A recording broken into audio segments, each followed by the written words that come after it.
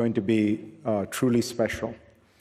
We have an address by a world leader and then a panel of world leaders to discuss what is really the central issue in the world today, which is Russia's war on Ukraine, the West's response, the world's response, and where that will go. To start us off, you know, they sometimes say there are people who need no introduction.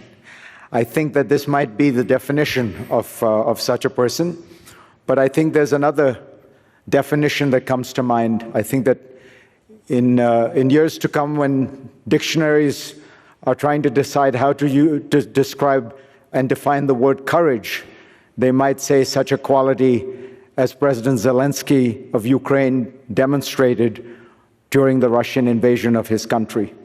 So without any further ado, the first order of business is we will hear directly from Kyiv, live from the President of Ukraine.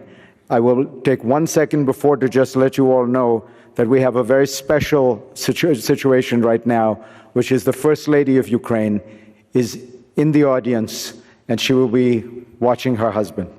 Mr. President,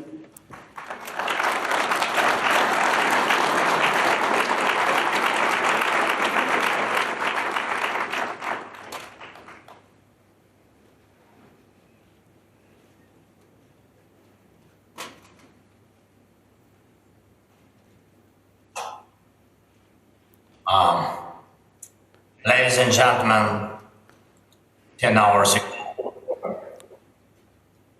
ago, a tragedy happened near Kyiv.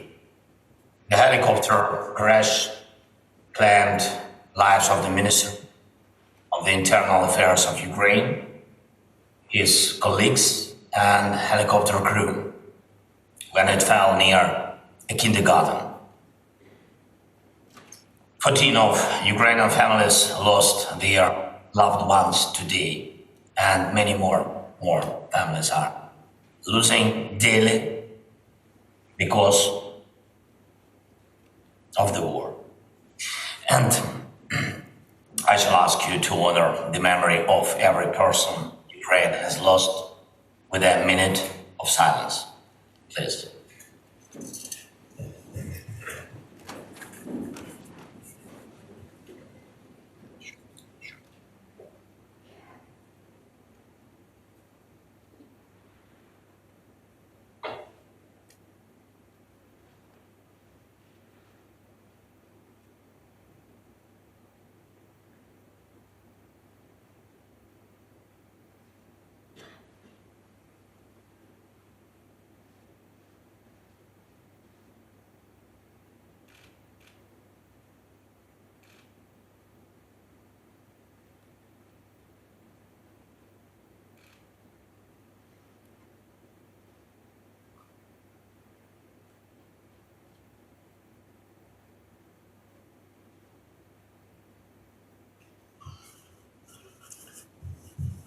Thank you very much. Thank you. Thank you for this minute.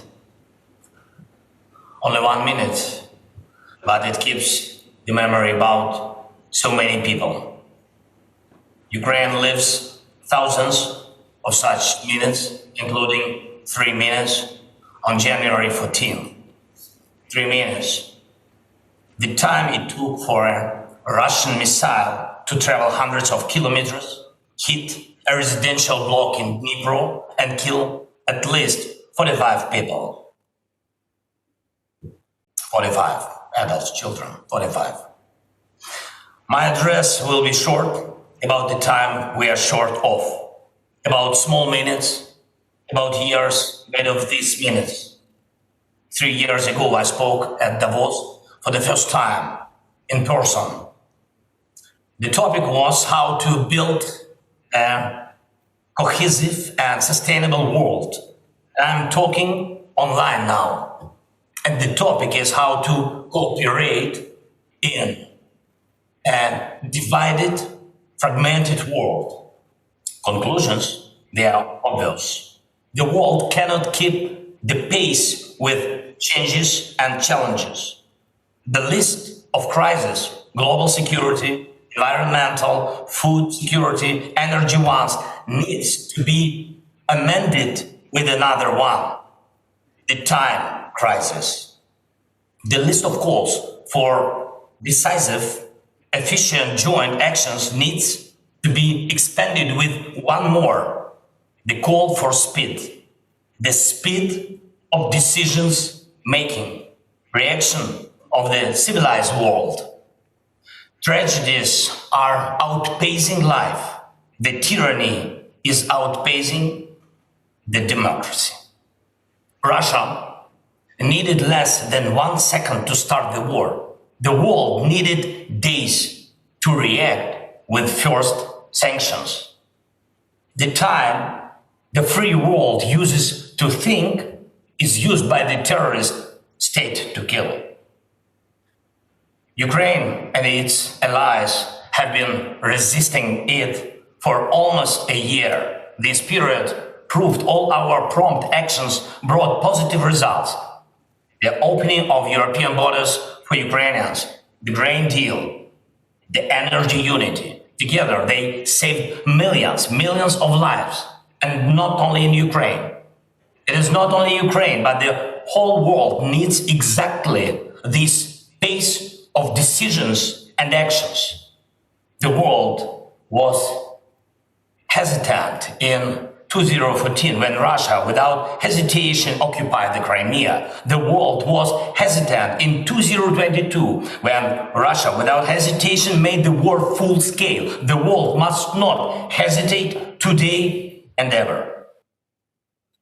When the evil seeks revenge, the world needs resolve and speed.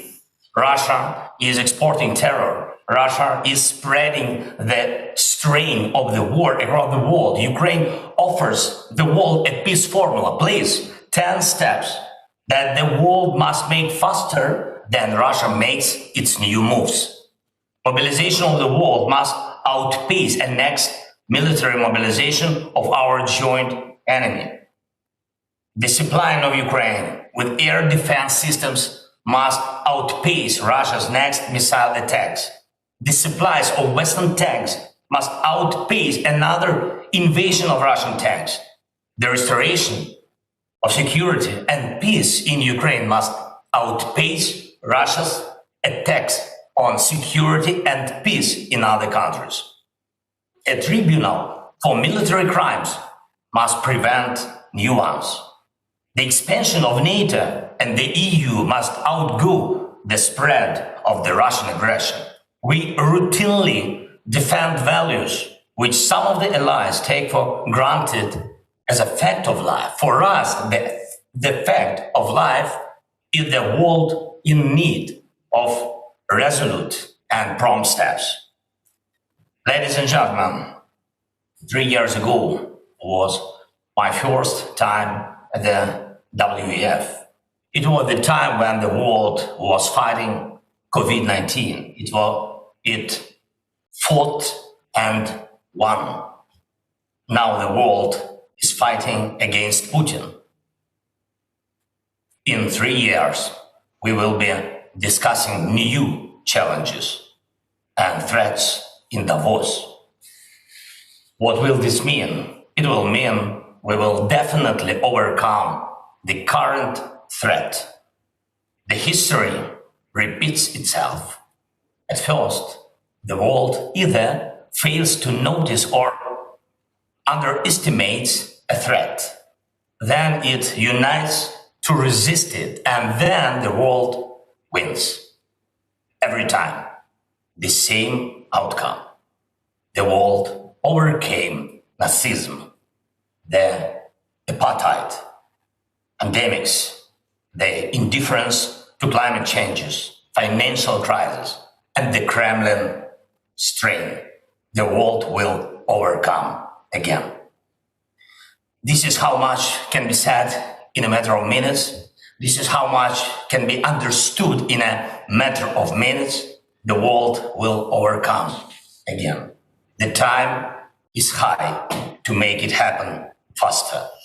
Slava Ukraini!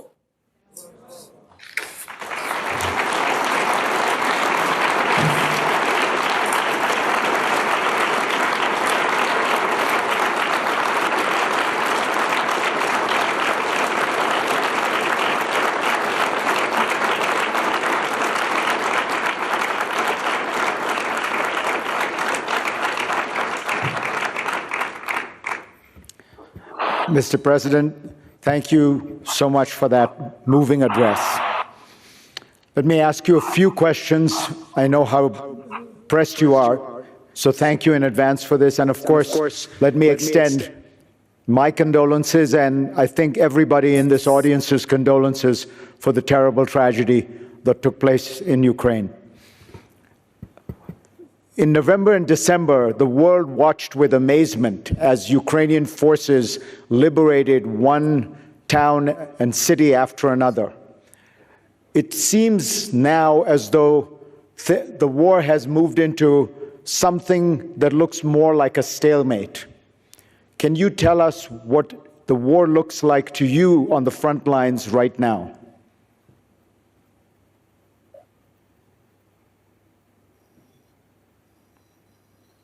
Дякую за запитання. If I can, I switch on Ukrainian language. Thank you so much. Yeah, please. Ви знаєте, Фарід, я дякую за співчуття. Ще раз, я думаю, війна погано виглядає у будь-який момент з самого початку. І тут це не залежить від цього періоду. Війна дійсно уповільнюється взиму, і це правда, є зрозумілі обставини і зрозумілі причини. Всі втомлюються, природа, люди. І, слава Богу, ворог також. Виглядає все це так. Щоденно запеклі бої на сході нашої держави.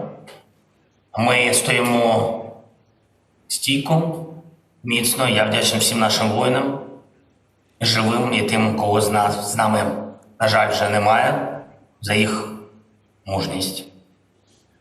Дуже важливо, що ми міцні не тільки на сході нашої держави, де зараз дійсно гаряче, ми міцні всередині нашої держави і об'єднані. Ми мобілізовані, тому що мотивовані, бо захищаємо своє, не починали цю війну, але повинні її закінчити. Закінчити на нашій землі і деокупуючи її з повагою до наших людей і до суверенітету. Що стосується інших частин нашої держави, що стосується півдня і півночі, ми контролюємо ситуацію. Дійсно, ще раз підкреслюю, трішки процеси уповільнені, пов'язана з багатьма причинами. Одна із причин – це об'єднаність не тільки всередині нашої держави, а ми повинні зберегти об'єднання світу, Європи навколо України, яка бореться за цінності наші спільні. І тому треба, щоб дійсно продовжувалась підтримка України, щоб продовжувалась поставка відповідної амуніції, яка нам потрібна для переваги над ворогом на полі бою. Також потрібна фінансова підтримка. Тут я хочу подякувати всім державам, Європейському Союзі, який підтримав дефіцит нашого бюджету і продовжує нас підтримувати в цьому році. І також, що мені здається дуже важливо, щоб сьогодні, коли є такі енергетичні виклики, вони пов'язані з абсолютною неповагою до людства взагалі. Атаки балістичними ракетами, атаки іранськими дронами по нашій енергосистемі з боку Російської Федерації, бажання призвести до хаосу всередині нашої держави. І тут дуже важливо, щоб нам допомагали партнери з Air Defense системами, з великої кількості. З ними дефіцит, і так само допомагала, в принципі, тут я можу також подякувати. Багато країн світу зараз нам допомагають з альтернативними можливостями підключення електрики. В принципі, так все виглядає. Ми бачимо, що Росія намагається йти, посилюватись і готуватись до реваншу.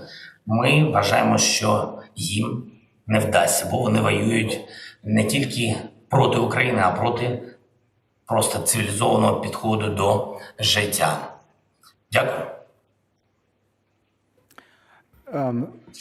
Yesterday in Davos, Henry Kissinger suggested that while Ukraine must be supported, and in fact he came out in favor of Ukraine's membership in NATO, there must also be a dialogue with Russia, because Russia must be a part of the global order. You know Russia very well. You speak Russian fluently. What are your thoughts on Russia's place in the world?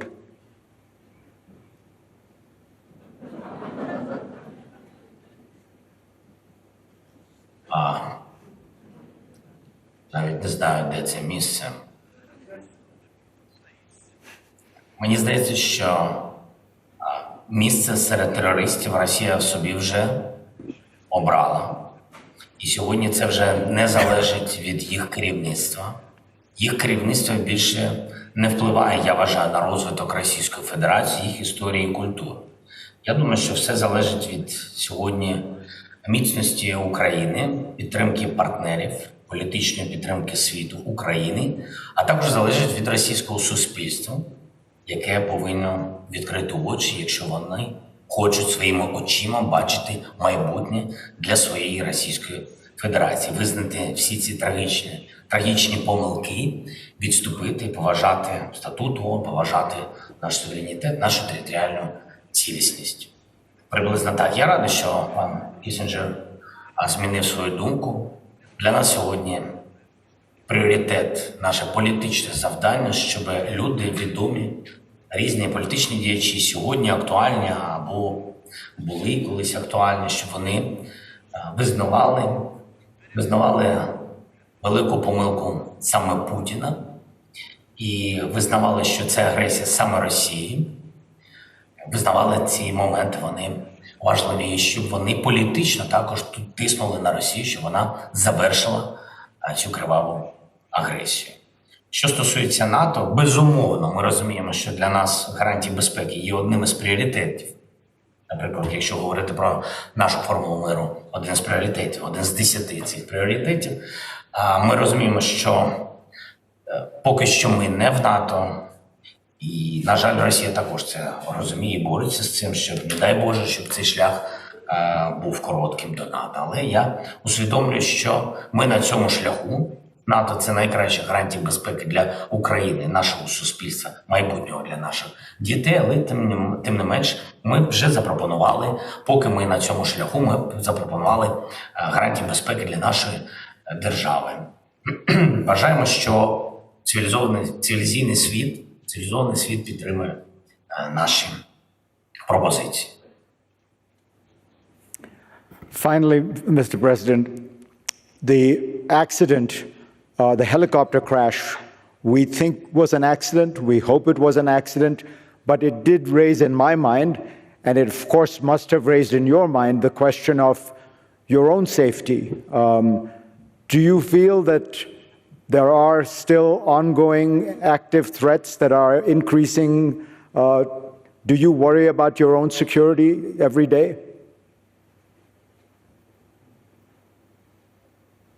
Я не переживаю. Мені нема що додати.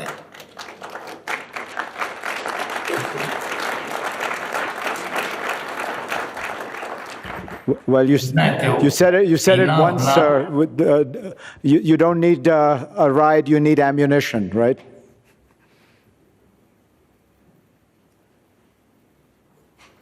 Нічого не змінилось. Нам потрібна амуніція.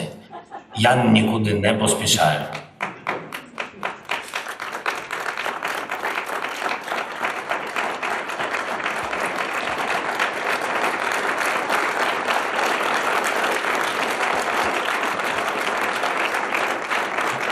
Я хотів би тільки додати, якщо можна, той, як ви сказали, нещасний випадок. Я хотів би сказати, що я вважаю,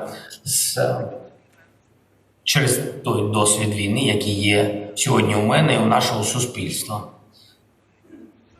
Це не нещасний випадок, це війна. Війна просто вона не тільки на полі бою. У війни є кілька напрямків. Немає більше нещасних випадків. Все це результат війни. Абсолютно. Всі ці кроки, все, що відбувається. Ракети, які б'ють по наших людях, по цивільному населенню. Те, що відбувається, коли загиблі діти в садочках, в школах, Хтось може розповсюджувати інформацію, що ми цілили не в цивільне населення, а ми хотіли саме по енергетичній інфраструктурі України вдарити, але так вийшло, або ще щось. Але все це просто інше. Зайві слова. Все це, кожна людина і кожна смерть – це результат війни.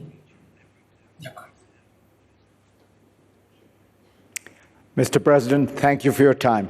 You've been very generous. Best of luck.